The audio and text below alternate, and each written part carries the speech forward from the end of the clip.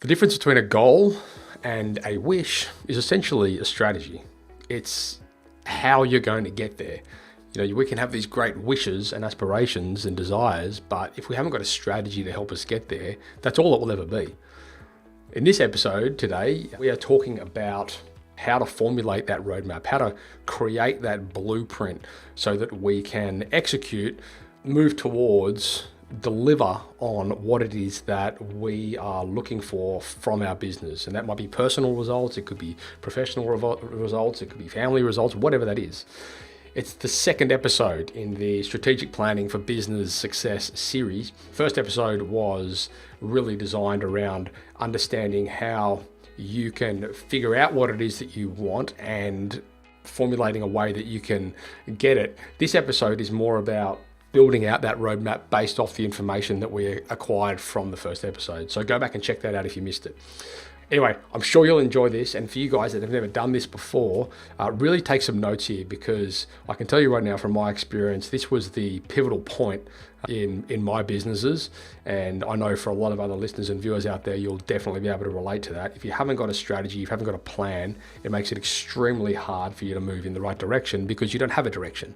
So enjoying this, guys. And in the following episode, we're going to be talking about accountability and how to track and measure results in relation to this whole ecosystem around, creating that strategy, that business plan, getting your team to buy into it, visiting it regularly to make sure it doesn't get too far out of your grasp. It's really, really a fantastic series.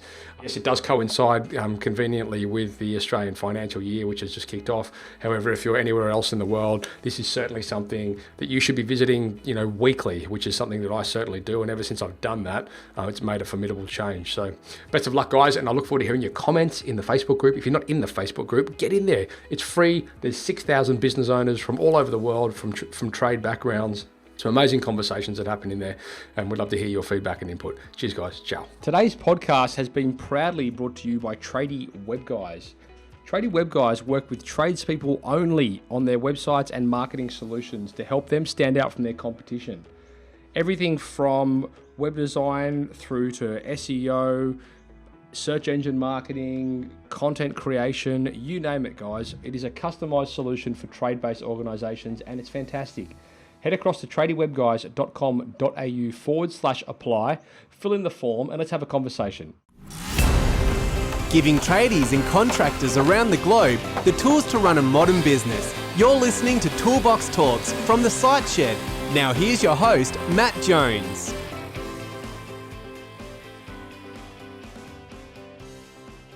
Kim, welcome back to the Site Shed podcast. Hey, thanks for having me back, Matt. Kim, this is part 2 of the strategic planning series that we're conducting. And in the first episode, we were really diving deep into, I suppose, understanding or mapping out how you get what you want, through understanding what it is you want and then reverse engineering that to sort of how you get there. In today's episode, we're going to be talking more about like the practicalities of building out that roadmap. And I think, again, we're probably going to do a bit of reverse engineering here, which I'm kind of excited about. We were just talking offline actually about how important it is, especially in the current climate. I mean, we're in, June of 2020, and, we're sort of in the whole coronavirus sort of pandemic situation here. So for anyone that's listening, in a couple of years down the track, coming back to this episode, I'd be interested to see, how this all plays out. But, one thing we did talk about offline is the importance of, if you've got a strategy and you've got a destination, mapped out and a goal, it does kind of leave like a lot of the stuff that you listen to and you read and, you're exposed to in the media, which typically can be a load of BS. It does kind of leave a lot of that by the wayside because you've got a goal and you've got a map and you've got a plan and you've got actions to help you get there and things that come in, along the way, albeit many of them are extremely significant, but a lot of them are also, it's just noise and they're just speed bumps, I'm pretty keen to hear about the process that you guys at BDR, go through in order to build out this roadmap, and then I suppose primarily how to make that process actionable. I know in the next episode as well, we're going to be talking about accountability and, measuring these results, which I guess will tie into that heavily. And as we spoke about in the first episode, that's been a huge pivot for me in my business. And I'm sure for a lot of the viewers and listeners out there as well, in the sense of, well, what gets measured gets gets improved. If you're not actually tracking and measuring things in bite-sized chunks, I might add, there's no point in trying to revisit a 12-month goal and they go, oh, actually, we were way off from month one. Then how do you claw back from that? You essentially lose a year. So cool. Let's talk today about building our roadmaps in terms of strategic planning. This is going to be exciting. Okay, wahoo. So one of the first places I wanted to start out with was just talking about the importance of the plan and in this current environment, but also address the fact that we're going through cycles. There's always going to be some crisis that's going to come up. We don't know what the next one's going to be, but there's going to be another one, and there's going to be another one after that, and they typically run in about 10-year cycles. And so there's going to be good years and there's going to be bad years. And so what the plan does for you, if you put together a business plan every year, well, your personal plan, and then build the business plan that comes out after that, is the plan will move you away from worry and into action. You no longer have to, oh my gosh, what if this happens? Oh my gosh, the plan gives you clarity. It gives your management team clarity as well. It also takes you out of being in this victim mentality as well. I mean, you make your own course. We have clients, quite frankly, that are going through this process. COVID hit the US real heavily in March. And we have a number of clients that have hammered through that. They have worked really hard. They've maintained their profitability through this process and retained all their employees as well. Obviously, we've got clients in the US, we've got clients in Canada, we've got listeners and viewers all over the world. In Australia, I think we don't have any clients that have slowed down. I mean, to be fair, it's a little bit, we don't have the population that you do in the US, but we had one client in Canada that slowed down, but is heavily leveraged into like bigger project style work, and it was out of their control. The project got shut down, so they lost the job essentially right after landing a huge contract, the biggest one that they'd essentially won in a long time. However, it brings merit, I suppose, to what you just said then, having that roadmap mapped out and navigating these times. I mean, the great Warren Buffett always is pretty well known for saying, never waste a crisis. Actually, I recently learned out that this is actually not true, but I was always under the impression that in Chinese, the character for crisis and opportunity were the same. Apparently that's not the case, but it's still quite interesting because it is. Like when you look at crises, there's so many opportunities that can come out of this crisis. And we've got so many clients and colleagues right now and listeners in our community that have just made these, in some instances, huge shifts in their roadmap and in their planning. And to be fair, many of them had, I think the problem is sometimes when you're running a business that's succeeding and it's doing quite well, you're not as proactive in creating the next goal. You're like, well, it's working. It ain't broke, why fix it kind of mentality. And then all of a sudden there's been this slap in the face where it's like, well, the way that you were operating, you can't do that anymore. You're forced into strategy. You're forced into planning. You're forced into mapping out this new way of operations. And it's been a revelation for a lot of businesses because all of a sudden they've essentially brought a business that they built 10, 15 years ago up to, 2020, and it's been really interesting, like technology and process and all this kind of stuff. It's been great to see. So a lot of businesses have really, although on paper it might not be like a hugely profitable year in comparison to years prior, like certainly when you look at from an asset perspective, some of these businesses have just like they're setting themselves up for a extremely strong future. Yeah, absolutely. Yeah. One of the things that you mentioned was, as the business structure gets going along really well, as an owner, we can become a little bit complacent and we're not driving as hard. We're not practicing that muscle of just keep pounding and pounding and going, and often we get complacent as well with our business planning as well. And business planning is really, it's like exercise. It's like keeping your agility, you're keeping your smarts, you got your focus on what's coming at you. And not even just what's happening in today's world, but also what's going to come to us in the future. And if you stay on your game and this crisis comes along, recognize it's a hit the reset button on certain areas of your business. And just, we need to reset this one, or use that opportunity to be able to change some of your processes or your procedures or some of the reporting requirements that you may have of your team. I know many business owners don't get accurate and timely financial reports. One of the things that we have to have this time is understanding of our financials. And one of the things I really love about business planning is I've seen business owners who really didn't have a clue about financials. You know, they were very good in the trades, very good leaders, but they really didn't understand the depth of their financials.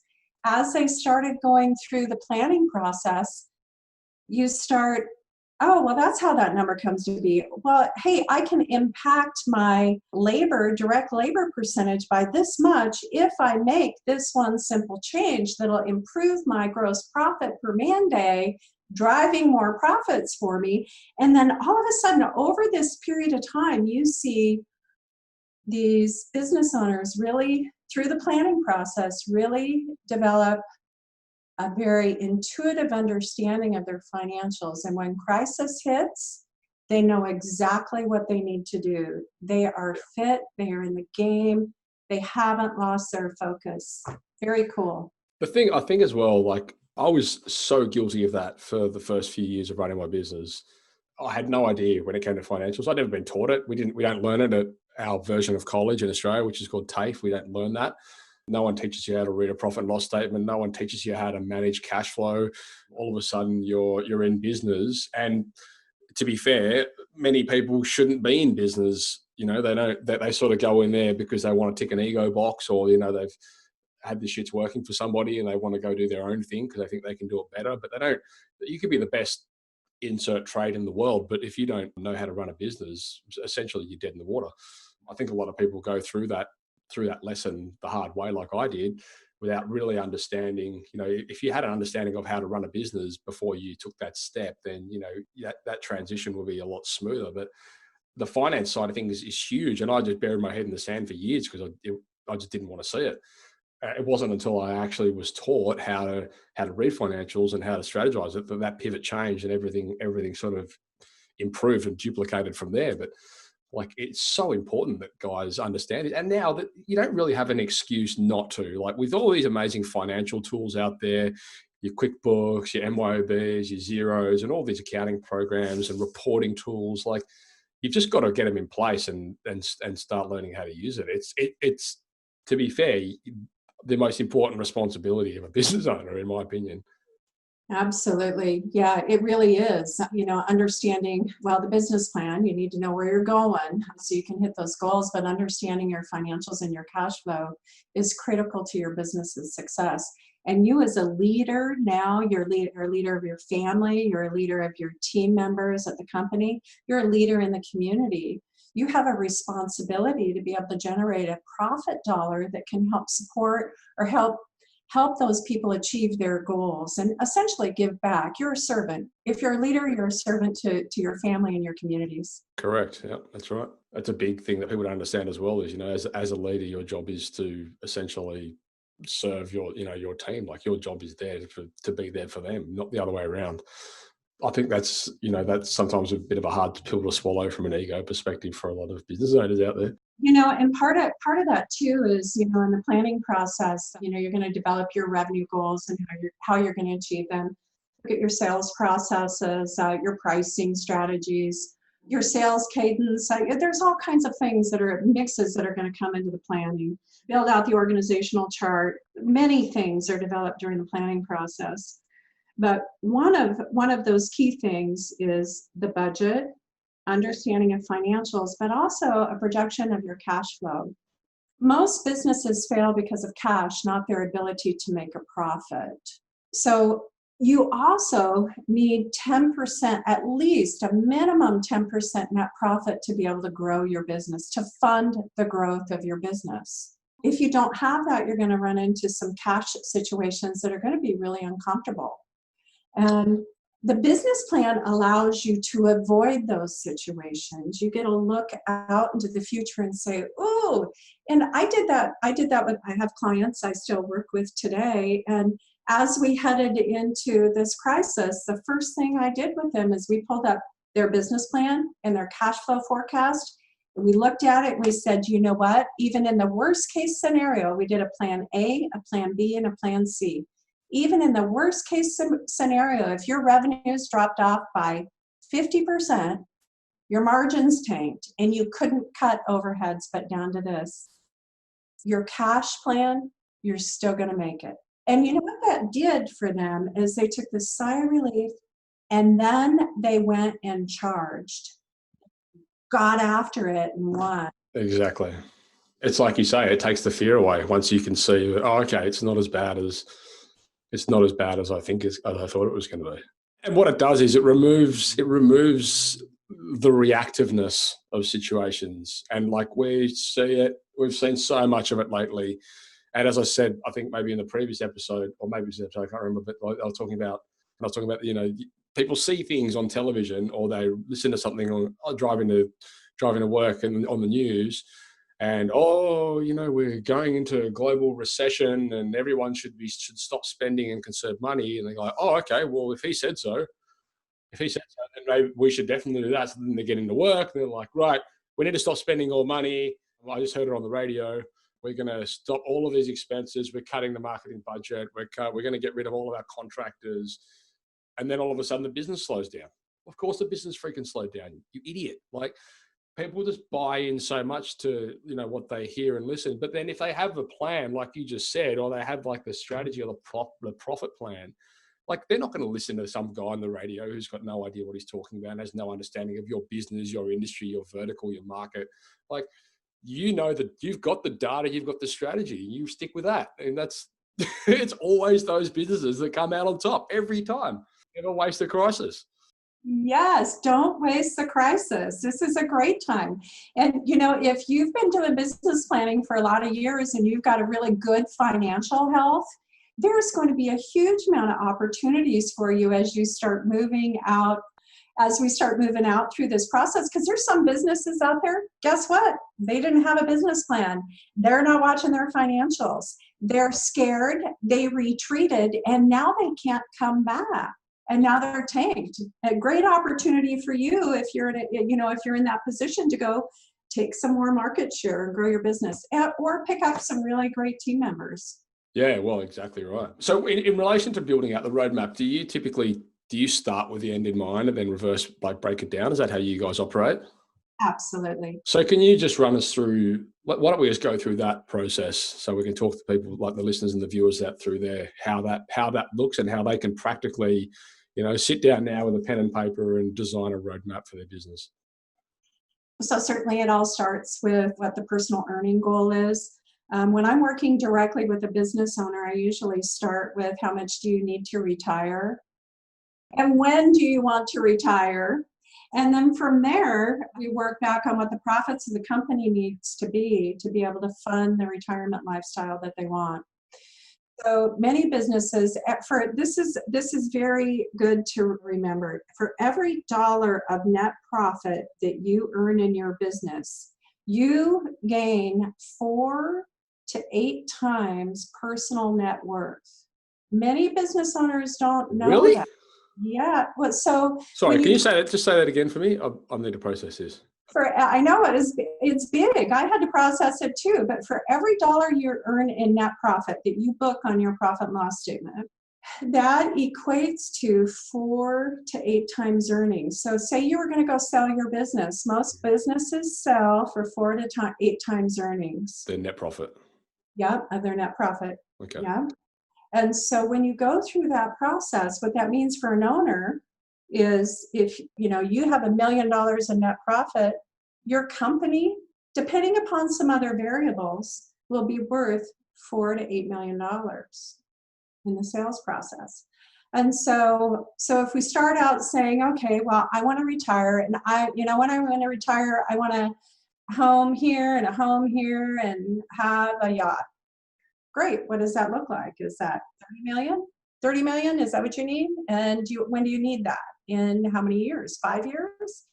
Ooh, not sure we can get there in 5 years based upon where you're at today. But, so we start backing it into it and say, realistically, how much time do we need to be able to achieve that goal?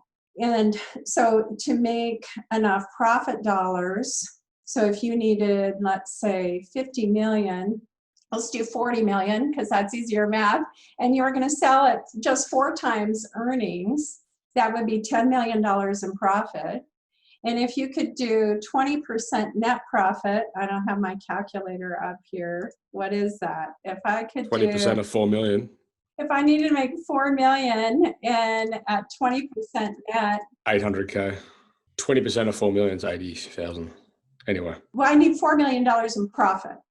And so $4 million in profit divided by 20% net profit means I would have to do a pretty big number.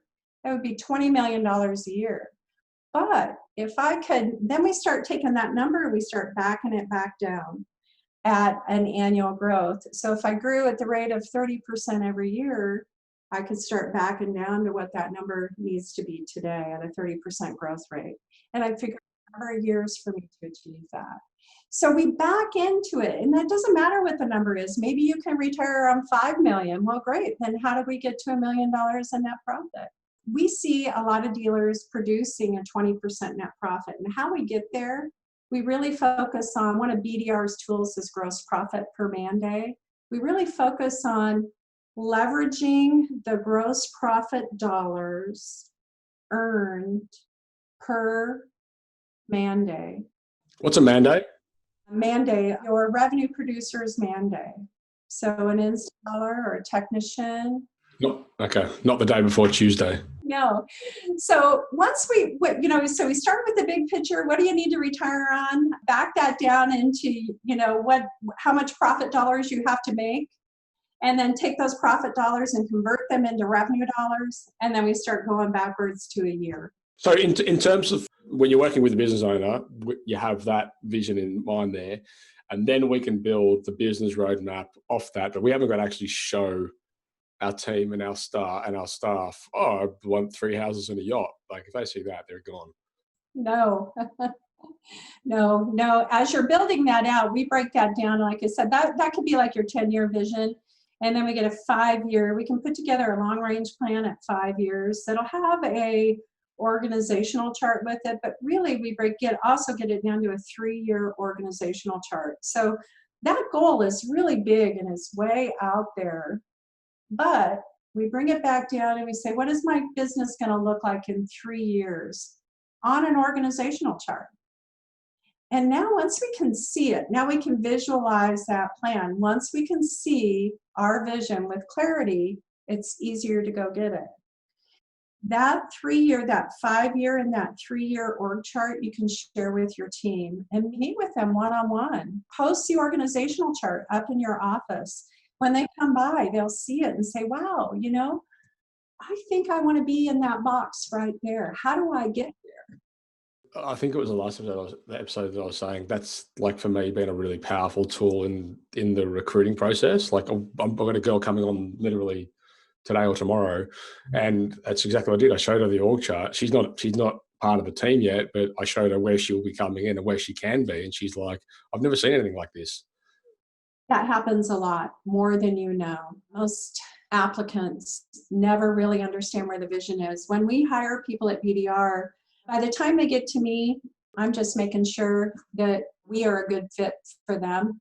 So I'm asking them a lot of questions, and they're like, wow, I've never been through a process like that. Wow, you guys are going to do what in 5 years? Wow, look at that org chart. Oh, look at, and most of them are just so excited to get to work.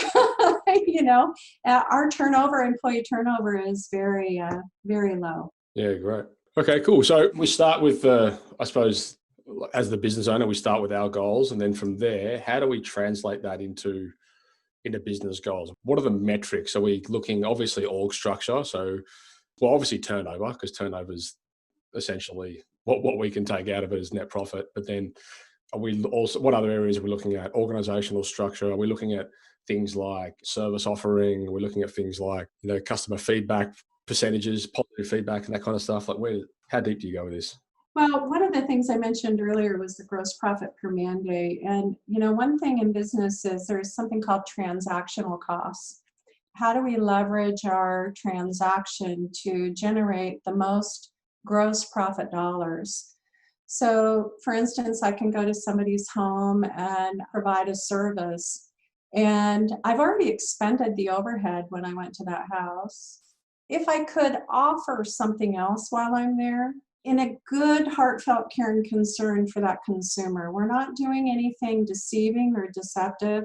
We're just going to say, hey, are you interested in air filtration? Maybe, I don't know, we're just going to let them know, educate, inform, and offer.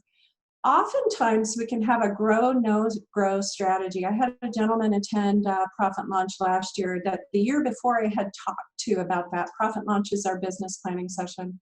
And I had talked about a grow, no grow strategy. And what that is it wasn't having more transactions, but rather taking the transactions that we had, number of service calls or number of jobs, and how do I increase the gross profit dollars on those? And he came back the next year. He had tremendous revenue growth, very little transactional growth, and ended up with 20% plus net profits. So that's really, we want to look at the opportunities that we have right now and make sure we're leveraging those before we start piling on more. Essentially, I guess what you're saying is you've got to have like the business on like a map, so then you can see, okay, well, this is how we can double down on this part to increase its net profit by 20%, as opposed to saying, oh, let's just add a whole nother service in. That's what, right. Yeah, gotcha. Or get more of those same transactions. We want to maximize those transactions first and go get more. No, that makes a lot of sense. Because I think as business owners, we sometimes fall into that trap and we go, oh, well, I want to increase profit. I'll just add this to the business. Of course, then dilutes all the other things you're doing poorly. Exactly. Whatever you do every day, you want it to be something that you really love and something you're really passionate about. And sometimes we start opening up, the things that we're really good at, where we're really good and the team's really good. And typically when you start diving into that, you can find that there's so much opportunity if you just focus your energies on those things that you're really good at and passionate about. Yeah, shiny object syndrome. Yeah, no, I think that's actually really powerful. It's amazing as well. Like I'm a big fan of like mind mapping, and I found that's a really good way to explore like visually other avenues of things that are currently happening in the business. Because I like you start here and all of a sudden you're in this map and this web of like things that have all stemmed from just things that you see once you've got it out in front of you. And I mean, I've used whiteboards. You can use an A4 notepad. At the end of the day, it doesn't really matter. I think just fundamentally just having that, like starting somewhere and giving you the ability to expand on it is super powerful. Is that how you guys do it? Do you use like mind mapping sort of tools? Yeah, absolutely. It helps to bring clarity into the whole process, doesn't it? Yeah, you get to see, wow, what is all this clutter out here? Or it can really help refine a current process that you do have and how you can just maximize that and leverage the assets that you have currently. Yeah, it's interesting as well, because when you look at, we need to increase our, net profit or gross profit or whatever by, 20% this year as a goal. When you really break that down on a map and you say, okay, well, we need a 3% increase here. We need to improve conversion here by a couple of percent. Like when you bust it down into little bite-sized chunks, you're like, that's so achievable. Whereas if you say, oh, we could increase by 20%, how the hell would I ever do that? And you look at the what's that saying? How do you eat an elephant? One bite at a time, sort of thing? Absolutely. And that's all part of the process. Once we get that nailed down on what that revenue goal is, and we divide it up by the departments, and by looking at transactions, how many service calls are you running today? How many jobs are you doing? How many accessories are you selling? And then we take those and we say, well, gosh, you know what? Our average sale over here is only this, and we're only offering lower tier equipment. I bet if I offered a higher tier equipment and sold more accessories, I wouldn't need any more leads, but I would improve my gross profit tremendously. I don't need to hire a salesperson. I don't need any more leads. As a matter of fact, I might find that I need fewer leads. It's so funny you say that. I don't know if I've said this on the podcast. So we get clients all the time coming to us and like, we need more leads. And I say, well, how long have you been operating? 10 years. How many people have you served in that time? I don't know, 10,000, 20,000. I'm like, you probably don't need more leads. You just need to re-engage with the ones you've got. And we've built a product around it. It's great. Like just getting people back in front of their existing customers. Like it's just a no-brainer. Conversions go through the roof. Resistance plummets. Like it's the perfect storm. Absolutely. Yep. So once we get those revenue numbers all built out and the call counts and number of jobs needed and closing ratios, we just back all into it, just like what you said, and then we start taking it all the way down. We take the business plan down to a daily goal. Every day you need to produce this much revenue per revenue producers. You need so many leads every day to produce, and a closing ratio of this to produce this. And once we just start focusing on those key things in business, working with a small business owner, what I found over the years is there's so many people out there giving advice, and we get so much clutter coming at us. Oh, I need to do this. I need to do this. I need to do this. You know what? It really is not hard. We make it harder. Business is hard. Don't get me wrong. I mean, there's a lot of late nights and long hours, but there can also be a lot of rewards along the way. But if you can just focus on just a few things, 5 things, just to kind of keep you every day making sure you're achieving that, you're going to find in the end you hit the target. Yeah, I love this. So essentially, before we wrap up, creating that roadmap, you start with the end in mind and then break that down. And I like what you said actually about, okay, well, break it down into what currently happens in the business in terms of our CSRs, like our call takers, what happens in terms of our marketing, what happens in terms of our technician callbacks, break it down into different departments, and then just say, okay, well, incremental increases here and here, and then plan out how we can achieve those incremental increases. All adds up to that dollar figure or that percentage figure at the end of the rainbow. Yeah. And so for any of you listeners or viewers out there, that's a really, really easy way to get started. Start with the end and then just break it down and say, well, we want to increase by 20% this year. Fine. How are we going to do that? Let's bust it down into departments. Let's take it down to our technicians. Let's take it down to our call takers. Let's take it down to our, how many callbacks we're getting on certain jobs. Let's try and reduce that number. Like that is how you do it. Absolutely. What you're offering your customer, what you said as well, going back to your existing customer base and just educate, inform, and offer. Let them know the good stuff you have, Yeah, and it seriously works. Like with the clients that we work with, you set them up with this software, and help them do that. Like, and the beauty of it is a lot of it you can automate. Like some of this technology that we set these companies up with, like essentially you can set and forget a campaign. And we do it ourselves. Like all of a sudden you get emails replying, oh, wow, thanks. That was so helpful. And I was looking for, something on that. And I'm like, what the hell are they talking about? And then I go into the email thread. And I'm like, oh, it's an automation. And one of our, it's one of our automations that we've set and forget months ago, years ago, maybe, and all of a sudden people are like, this is great. Thanks so much. And then, that person might falls into the sales cycle somewhere. Maybe they'll come back one day. Who knows? So again, for any of the listeners out there, if you've got any questions or anything like that, if you've got any experience with, building out your roadmap, or if you're having any issues that we haven't sort of covered off on, by all means, post some comments wherever you've see this come across your thread, whether it's on social media or newsletter or whatever it is. I'm speaking here with Kim Archer from Business Development Resources, or BDR, over in Seattle. Kim, this has been awesome. Thanks so much for your time.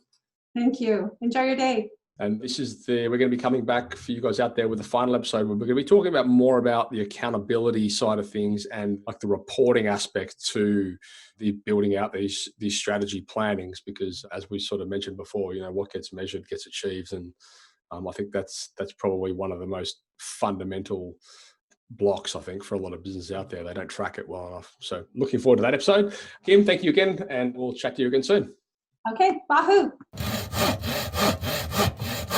Thank you for listening to another episode of Toolbox Talks. If you're liking what you hear, then you can head across to thesiteshed.com, where you can join our community by signing up to our Toolbox Talks. You'll get sent a weekly notification, which is basically a highlight of everything that we've spoken about during that week, along with any other industry news that may be relevant or specific to the trades.